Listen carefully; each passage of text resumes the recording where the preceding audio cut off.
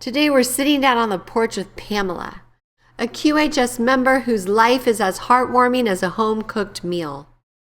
What paths did she follow to get to where she is today? Let's take a stroll down memory lane and see what's been cooking behind the scenes. Hi, I'm Pam, and to tell you a little bit about myself, I grew up in Southwest Kansas, was the oldest of 3 children. One could say that I was a country girl at heart from the very beginning. I always enjoyed helping around the farm. When I was about 9 or 10, I would go out to the farm every year at harvest and spend the day with my great-grandma. We would start by going out and gathering the eggs and feeding the chickens and the animals, and then head back in. And we would prepare lunch for all the fellows there at harvest. Once we got the fellas fed and back out to the field, then Grandma and I'd clean up and we'd either play checkers or go for a walk or both, just spending time together until it was time to go home. And then I'd head home with Dad. I guess I'd say I've always been a bit of a tomboy. I was oldest girl, but had all boy cousins. So if I wanted to play, I had to play hard. So I did. We played Cowboys and Indians, we played football, and I played football in the recess at school. But, of course, if anything could happen, it would happen to me. I got tangled up in barbed wire while playing Cowboys and Indians, got myself knocked out. Then while playing football, I injured my left knee. And that was about age 14. And once I injured my knee, that kind of started a series of knee surgeries. My first knee surgery being at 14. It was cartilage removal and cleanup, then on to total reconstruction, and then a pin removal, and then another total reconstruction. And when I had my last reconstruction done, my doctor told me, he said, Pam, unless you want to be in a wheelchair at age 30, you're gonna have to slow down. When I hit 30, I understood what he meant. Wished I'd slowed down, but I didn't. When I was 25, I had gone back to the doctor and had my knee checked because I was having trouble again, and he told me at that time that I needed a replacement. And of course, as young as I was and as active as I was, I really wasn't ready for a replacement. And besides, knee surgery hurts. So I went on.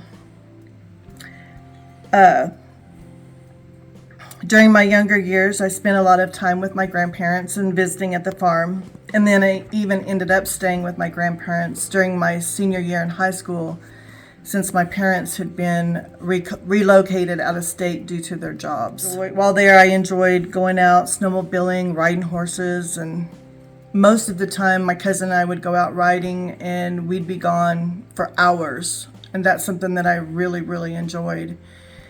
Of course, once I got married and had kids, that was something that I couldn't do any longer, and something that I truly miss to this day.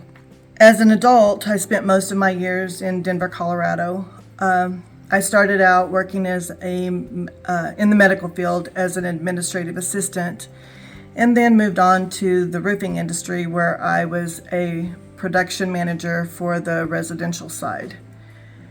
Of course, it's a lot of high pressure, a lot of long hours, and after many years in that field, I decided that it was time for a change. I needed to get out of the high stress.